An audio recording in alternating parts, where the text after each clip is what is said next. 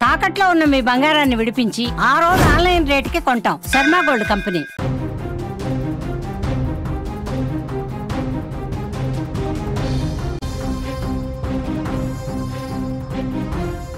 Big breaking news చూస్తున్నాం. పెహల్గాంలో దాడి చేసిన టీఆర్ఎఫ్ పై అమెరికా నిషేధం విధించింది. టీఆర్ఎఫ్ లష్కర్ ఏ తోయిబాకు చెందిన ముసుగు సంస్థ టీఆర్ఎఫ్ను గ్లోబల్ టెర్రరిస్ట్ ఆర్గనైజేషన్గా గుర్తించింది. పెహల్గాం దాడి భారత్లో జరిగిన అతిపెద్ద ఉగ్ర దాడిగా చెప్పింది అమెరికా. ఉగ్రవాదాన్ని ఎదుర్కోవటానికి అమెరికా కట్టుబడి ఉంది అని చెప్పి స్పష్టమైన ప్రకటన చేసింది. పెహల్గాం దాడికి న్యాయం జరగాలని డొనాల్డ్ ట్రంప్ తన అభిప్రాయాన్ని వ్యక్తం చేశారు. పాకిస్తాన్కు అమెరికా షాక్ ఇచ్చింది. పెహల్గాంలో ఉగ్ర దాడికి పాల్పడిన టీఆర్ఎఫ్ను ఉగ్రవాద సంస్థగా అమెరికా శుక్రవారం ప్రకటించింది. ఏప్రిల్ 22న పెహల్గాంలో ఉగ్రవాదులు మారణహోమం సృష్టించిన విషయం తెలిసిందే. 26 మంది అమాయకుల ప్రాణం తీసేశారు. ఈ పని లష్కర్ ఏ తోయిబాకు చెందిన టీఆర్ఎఫ్ ముష్కరులేని ఎన్ఐఏ గుర్తించింది. తాజాగా వారికి అగ్రరాజ్యం ఝలకిస్తూ ది రెసిస్టెన్స్ ఫ్రంట్ను ఉగ్రవాద సంస్థగా ప్రకటించేసింది. పెహల్గాం దాడి బాధితులకు న్యాయం కోసం ట్రంప్ కట్టుబడి ఉన్నట్టు ఈ చర్యతో స్పష్టమైందని అమెరికా విదేశాంగ శాఖ మంత్రి మార్కో రూబియో పేర్కొన్నారు. ఉగ్రవాదాన్ని తుదముట్టించేందుకు అమెరికా ప్రయోజనాల్ని కాపాడుకునేందుకు ట్రంప్ సర్కారు కట్టుబడి ఉందని చెప్పారు. పెహల్గాం దాడికి పాల్పడిన ది రెసిస్టెన్స్ ఫ్రంట్ను ఉగ్రవాద సంస్థగా అమెరికా ప్రకటించడాన్ని భారత్ కూడా స్వాగతించింది. ఉగ్రవాదానికి వ్యతిరేకంగా భారత్ అమెరికా మధ్య ఉన్న సహకారానికి ఇది నిదర్శనమని భారత విదేశాంగ శాఖ మంత్రి ఎస్ జైశంకర్ కూడా ట్వీట్ చేసినటువంటి పరిస్థితి ఉంది. ముఖ్యంగా పెహల్గాం దాడికి టీఆర్ఎఫ్ అధిపతి షేక్ సజ్జాద్ గుల్ను దాడికి సూత్రధారిగా భారత జాతీయ దర్యాప్తు సంస్థ గుర్తించింది.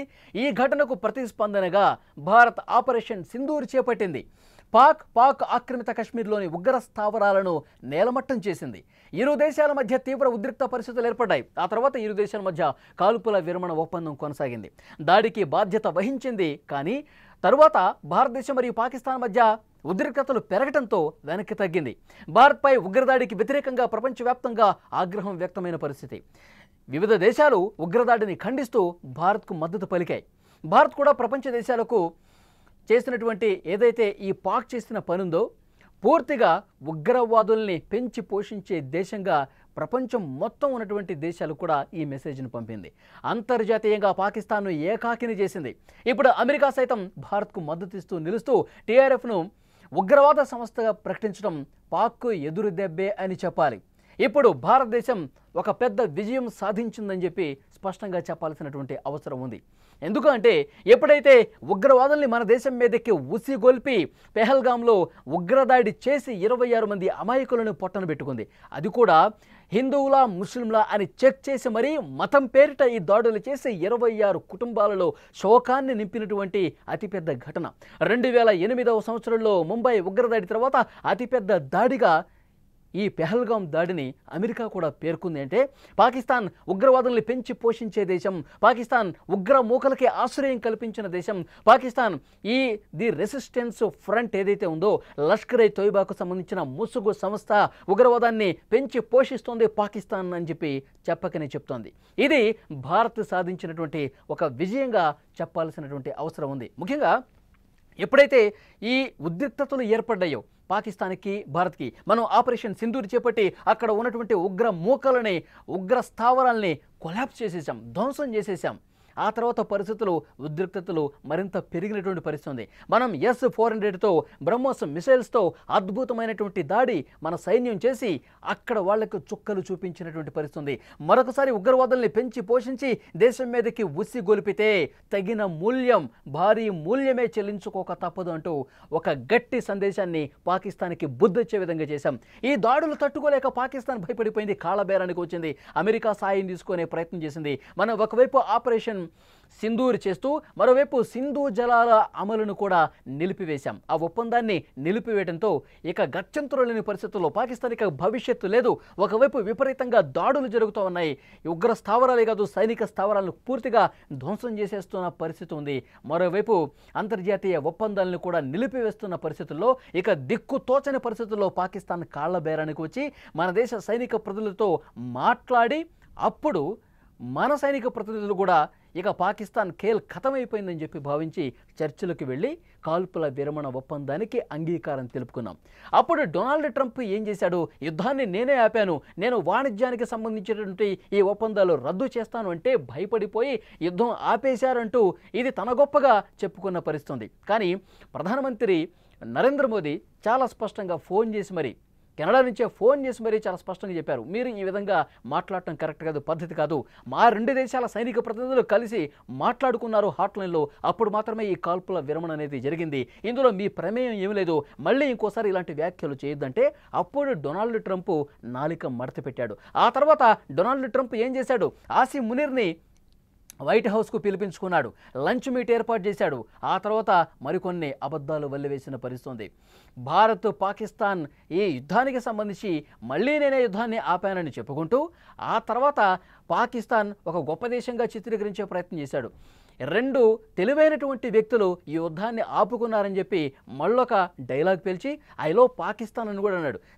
భారతదేశం పట్ల నాకు గౌరవం ఉంది, ఆ తర్వాత పాకిస్తాన్ నేను ప్రేమిస్తున్నాను అని కూడా ఆయన ట్వీట్ చేసినటువంటి పరిస్థితి. దీని మీద కూడా పెద్ద ఎత్తున విమర్శలు వచ్చాయి. ఉగ్రవాదుల్ని పెంచి పోషించేటువంటి దేశం పాకిస్తాన్ ఉగ్రవాదుల్ని భారతదేశం మీదకి ఉసిగొలిపి సామాన్య ప్రజానీకాన్ని పెహల్గాం ఉగ్రదాడితో అనేక కుటుంబాల్లో శోకాన్ని నింపినటువంటి ఈ పాకిస్తాన్ ఉగ్రవాదుల్ని ఏ విధంగా తయారు చేస్తుందో ప్రపంచం మొత్తం చూస్తోంది. అలాంటి పాకిస్తాన్ని నేను ప్రేమిస్తున్నాను, ఐ లవ్ పాకిస్తాన్ అంటాం ఇది ఎంతవరకు కరెక్ట్ అని చెప్పి మన దేశంలో ఉన్నటువంటి వాళ్ళు అందరూ కూడా ట్రంప్ మీద తీవ్రమైనటువంటి విమర్శలు చేసిన పరిస్థితి. మనం అఖిలపక్షాన్ని అన్ని దేశాలకు పంపించాం, మెజారిటీ దేశాలకు పంపించి పాకిస్తాన్ నైజం గురించి, పాకిస్తాన్ ఏ విధంగా ఉగ్రవాదుల్ని తయారు చేస్తోంది, అక్కడ ఉగ్రవాదులు మనం చేసినటువంటి దాడితో చనిపోతే వాళ్ళ అంత్యక్రియలు ఆ దేశ సైనికులు అధికారికంగా నిర్వహించడాన్ని కూడా తప్పుపట్టాం. పాకిస్తాన్కి ఎవరైనా ఆర్థిక సాయం చేస్తే అంతర్జాతీయ సంస్థల నుంచి వాళ్ళకి నిధులు వస్తే ఆ నిధులతో ఆ దేశాన్ని బాగు చేయడం కోసం, ఆ దేశ ప్రజల బాగు కోసం వాళ్ళు ఖర్చు పెట్టరు. ఉగ్రవాదుల్ని పెంచి పోషిస్తూ ఉంటారు. ఆ డబ్బులతో ఆయుధాలు కొనుగోలు చేస్తూ ఉంటారు, ఉగ్రవాదులకు ఇస్తూ ఉంటారు. భారతదేశంతో పాటు వాళ్ళకి నచ్చనటువంటి వాళ్ళ మీద ఆ ఆయుధాలతో ఉసిగొలుపుతూ ఉంటారు. అలాంటి ఉగ్రవాదుల్ని పెంచి పోషిస్తారు అని చెప్పి పాకిస్తాన్ నైజానికి సంబంధించి, వ్యవహార శైలికి సంబంధించి మెజారిటీ దేశాలకు మన ఎంపీలు వెళ్ళి పాకిస్తాన్ బుద్ధిని కూడా ప్రపంచం ముందు పెట్టింది. చాలా దేశాలు యాక్సెప్ట్ చేశాయి. పాకిస్తాన్ నిజమే, మీరు చెప్పింది వాస్తవం, ఇందులో నిజాలున్నాయి, పాకిస్తాన్ ఉగ్రవాదులను పెంచి పోషిస్తుంది, ఆధారాలు కనిపిస్తూ ఉన్నాయి, పాకిస్తాన్కి నిధులు ఎవరూ కూడా ఇవ్వకూడదనే ఒక అభిప్రాయాన్ని మనం కలగజేశాం. ఇప్పుడు అమెరికా కూడా బుద్ధి వచ్చింది, ట్రంప్కి కూడా బుద్ధి వచ్చింది. ఎందుకంటే ట్రంప్ నాలుక మడత పెట్టడం ఆయనకు అలవాటే. ఇప్పుడు ఈ తాజా ఘటనతో అమెరికా స్వయంగా డొనాల్డ్ ట్రంప్ ఎలాంటి అభిప్రాయంతో ఉన్నాడో ఈ పెహల్గాం ఉగ్రదాడిని కూడా చాలా స్పష్టంగా వాళ్ళు మాట్లాడారు. అమెరికా విదేశాంగ మంత్రి రూబియో చాలా స్పష్టంగా ప్రకటన చేశాడు.